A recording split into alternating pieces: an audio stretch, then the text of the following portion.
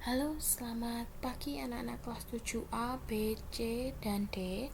Nah, hari ini Bu Fi akan menerangkan materi baru mengenai pelajaran biologi untuk bab 2, yaitu adalah karakteristik zat dan perubahannya. Nah, setelah pertemuan yang lalu kita ulangan, maka pertemuan hari ini kita akan membahas tentang materi baru. Tujuannya apa? Tujuannya ada 4. Yang pertama, kalian mampu menjelaskan pengertian dari zat.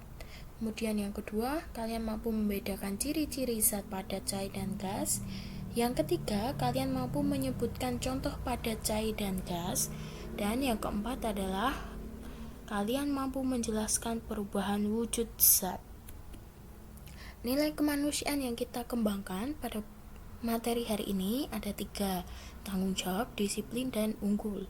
Tanggung jawab terhadap tugas yang Bu Fia berikan, kemudian disiplin dalam mengumpulkan tepat waktu, dan unggul dalam mendapatkan nilai atau mendapatkan nilai yang di atas KKM.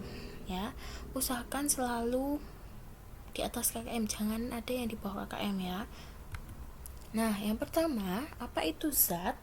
Zat adalah sesuatu yang membutuhkan ruang atau tempat dan memiliki massa. Punya ruang dan punya massa. Nah, berdasarkan bentuknya, zat itu dibagi menjadi 3 macam. Ada zat padat, zat cair, dan ada zat gas. Nah, di sini Bu Fia punya 3 gambar susunan molekul ya. Nah, yang pertama ini ada zat padat, cair, dan gas. Ini susunan molekulnya. Yang pertama, susunan molekulnya kalau dilihat ini sangat rapat. Mereka berdekatan atau saling menempel.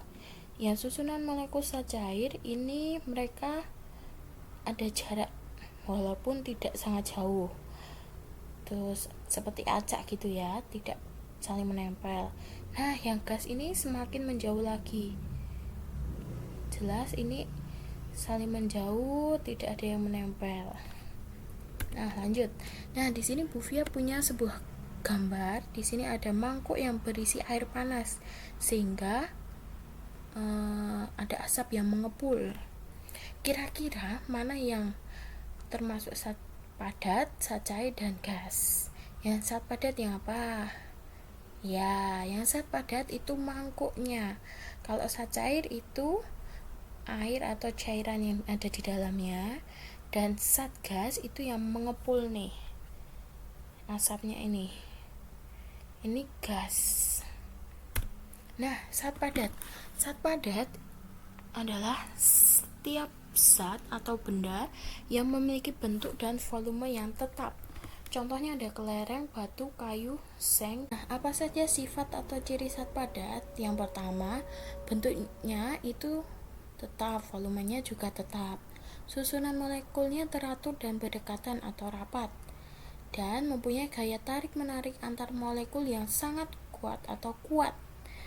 Lalu tidak dapat bergerak secara bebas sehingga tidak mudah terpisah. Nah, sifat zat padat yang lainnya adalah tidak akan mengikuti bentuk wadahnya karena dia punya bentuk tersendiri. Gak mungkin kursi dimasukkan ke dalam ember terus bentuknya berubah jadi ember, seperti ember, nggak mungkin ya. Nah, zat cair adalah setiap zat atau benda yang memiliki volume tetap namun bentuk dapat berubah mengikuti bentuk wadahnya. Contohnya adalah air, susu cair, minyak, oli, dan lain-lain. Bagaimana sifatnya? Nah, ini dia sifatnya. Yang pertama, bentuk yang tidak tetap atau bisa berubah-ubah mengikuti bentuk wadahnya. Kemudian volumenya tetap. Nah, molekulnya ini dapat bergerak bebas namun tidak mudah terpisah. Susunan molekulnya ini tidak teratur dan agak berjauhan. Dan gaya tarik menarik antar molekul ini tidak terlalu kuat. Lalu lanjut lagi, ada zat gas. Setiap zat atau benda yang memiliki bentuk dan volume dapat berubah-ubah. Contohnya adalah oksigen, nitrogen, dan karbon dioksida.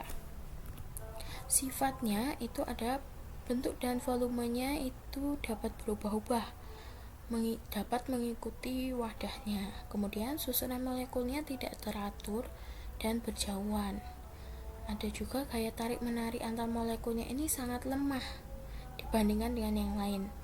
Dan molekulnya ini dapat bergerak bebas serta dapat terpisah.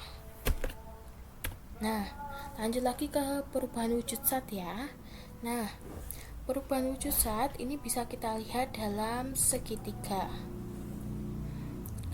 Nah, di sini ada 3 zat, cair, padat, dan gas. Yang merah ini berarti dia akan menerima atau membutuhkan kalor. Nah, yang biru berarti dia akan melepaskan kalor agar bisa melakukan prosesnya. Nah, mulai dari padat dulu ya. Padat ke cair. Lihat, anak panah yang dari padat menuju ke cair, yaitu mencair. Terus cair ke padat, ini berarti membeku. Padat ke gas yang menyublim. Gas ke padat itu mengkristal. Gas ke cair ada mengembun. Cair ke gas ada menguap. Nah, kita bahas satu persatu. Mencair adalah perubahan padat ke cair. Contohnya es yang mencair, coklat yang meleleh. Nih, misalnya es kamu letakkan di suhu ruang atau di luar ruangan. Kamu taruh aja, misalnya kamu ambil es, kamu taruh di gelas, lama-lama dia akan mencair.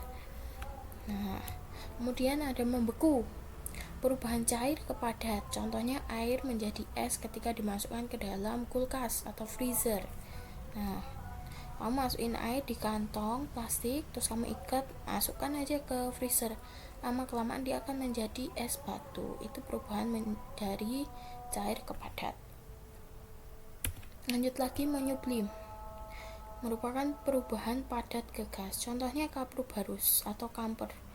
Kalau kamu naruh kamper, lama-lama kan pasti tercium bau wangi, terus tiba-tiba kampernya habis. Nah, itu adalah salah satu contoh dari menyublim. Lalu ada mengkristal, perubahan gas ke padat. Contohnya bisa kapur barus, kemudian ada uap menjadi salju. Kalau kapur barus ini memerlukan percobaan menggunakan panas dan menggunakan dinginnya es, sehingga nanti akan terbentuk kristal. Nah, lanjut lagi ada mengembun. Mengembun adalah perubahan gas ke cair. Contohnya bisa kalian lakukan ini di rumah.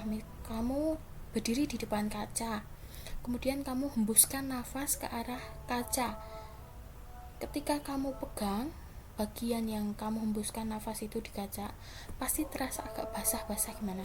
Nah, itu adalah embun atau uap air. Nah, itu adalah salah satu contoh dari mengembun. Selain itu bisa kamu misalnya menaruh es batu di dalam gelas. Lama kelamaan bagian luar gelasnya itu kayak ada basah-basah. Nah, itu juga salah satu contoh mengembun. Atau mungkin ketika kamu di dalam mobil, suhu udaranya terlalu dingin, ketika kamu arahkan AC ke kaca atau ke jendela, lama-lama akan timbul seperti ini. Terus kamu bisa menulis di kaca. Kebiasaan itu pasti bisa menulis di kaca. Nah, itu juga contoh mengembun. Ada menguap, bukan menguap karena mengantuk ya, menguap karena adanya perubahan dari cair ke gas. Contohnya saat kita mendidihkan atau memanaskan air di atas api. Ini panci, kamu taruh di atas api, masukkan air, tunggu sampai mendidih. Ketika mendidih pasti akan keluar uap, ada uap yang naik. Nah, ini adalah proses penguap. Nah, itu tadi penjelasan dari materi hari ini. Bufi harapkan kalian dapat mendengarkan materi dengan baik dan benar dan jelas. Bagi kalian yang kurang paham materi hari ini, bisa langsung WA ke Bufia atau bertanya ke Bufia. Langsung japri saja ya, jangan di grup. Kalau di grup pasti nanti Bufia susah untuk membalas karena dilihat oleh semua orang, sedangkan belum tentu temanmu itu membutuhkan informasi tersebut. Jadi lebih baik kamu langsung japri saja ke Bu Via biar Bu Via jawab, atau mungkin kalau kamu ingin penjelasan lebih rinci nanti Bu Via berikan penjelasannya gitu. Lalu jangan lupa setelah ini langsung menuju ke tugas, kerjakan tugasnya dengan baik dan benar agar kalian dapat nilai yang bagus juga. Oke, terima kasih dan selamat pagi.